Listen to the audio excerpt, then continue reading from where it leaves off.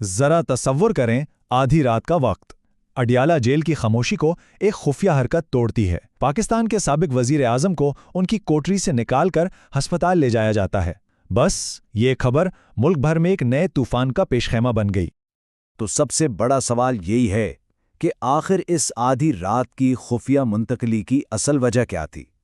کیا یہ واقعی کوئی معمول کا طبی معائنہ تھا، یا پھر اس گہری رازداری کے پردے کے پیچھے کوئی بہت بڑی سیاسی چال چھپی ہوئی ہے؟ جو خبریں سامنے آ رہی ہیں ان کے مطابق یہ سارا معاملہ ہفتے اور اتوار کے درمیانی رات کو پیش آیا۔ انتہائی سخت سیکیورٹی میں عمران خان کو پمز ہسپتال لے جایا گیا، جہاں مبینہ طور پر ان کا کوئی میڈیکل پروسیجر کیا گیا۔ لیکن اس پورے معاملے میں سب سے عجیب بات یہ مکمل خاموشی ہے۔ حکومت کچھ بتانے کو تیار نہیں، جیل حکام کے پاس کوئی معلومات نہیں، اور حد تو یہ ہے کہ عمران خان کے اپنے خاندان تک کو اس منتقلی کی کوئی خبر نہیں دی گئی۔ تو یہاں سے شروع ہوتی ہے معلومات کی جنگ۔ ایک طرف ہیں رپورٹیں اور افواہیں، اور دوسری طرف ہے مکمل سرکاری خاموشی۔ اچھا، یہ خبر سب سے پہلے سامنے کیسے آئی؟ یہ ڈان اخبار کے ایک سینئر ہیلتھ رپورٹر نے بریک کی، جس سے اس پورے واقعے کو ایک مستند حیثیت ملی۔ رپورٹ میں یہ بھی دعویٰ کیا گیا کہ ہسپتال کے ایک سینئر ڈاکٹر نے اس دورے کی تصدیق بھی کی ہے۔ لیکن کہانی میں ایک اور موڑ بھی ہے۔ اسی ہسپتال کے ایک دوسرے ڈاکٹر کا یہ بیان اس معاملے پر موجود خوف اور دباؤ کی پوری کہانی سنا رہا ہے۔ صاف ظاہر ہے کوئی بھی اس حساس موضوع پر کھل کر بات کرنے کے لیے بالکل تیار نہیں۔ یہ سلائیڈ دیکھیں، یہ پوری صورتحال کا خلاصہ ہے۔ ہر سرکاری ادارہ خاموش ہے اور خاندان بالکل لا علم۔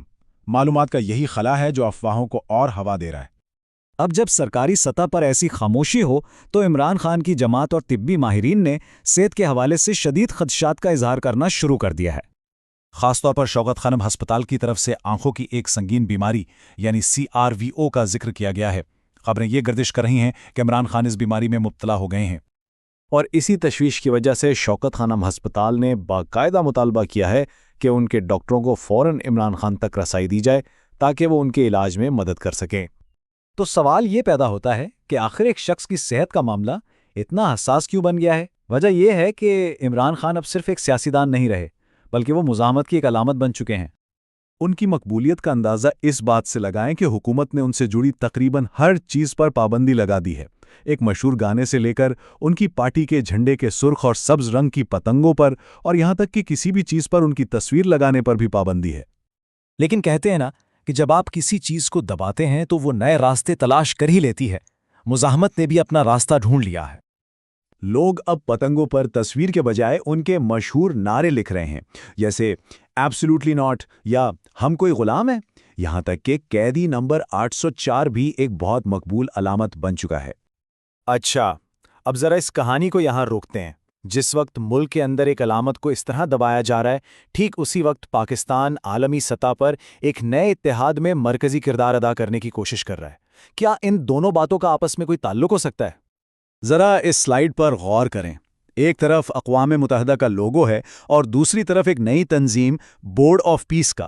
دونوں میں زیتون کی شاخیں ہیں اور دنیا کا نقشہ ہے، لیکن رنگ کا فرق ہے۔ اور سب سے بڑا فرق یہ ہے کہ بورڈ آف پیس کے نقشے کے مرکز میں امریکہ کو دکھایا گیا ہے، قطب شمالی کو نہیں۔ اب پاکستانی عوام کو یہ بتایا جا رہا ہے کہ اس نئے بورڈ میں شامل ہونے کے دو بڑے مقاصد ہیں، ایک تو غزہ کی تعمیر نو کرنا، اور دوسرا ایک آزاد فلسطینی ریاست کے قیام میں مدد دینا۔ لیکن اس پورے بیانیے کو اسرائیلی وزیر اعظم بنجمن نیتنیاہو نے خود براہ راست رد کر دیا ہے۔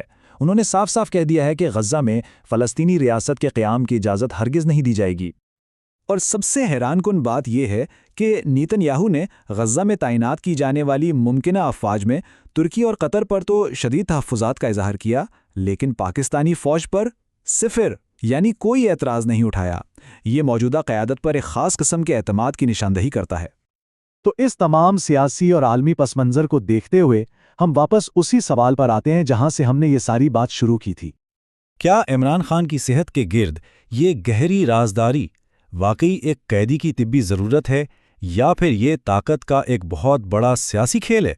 اس سوال کا جواب ہی شاید پاکستان کی موجودہ صورتحال کی پوری حقیقت کو واضح کر دے گا۔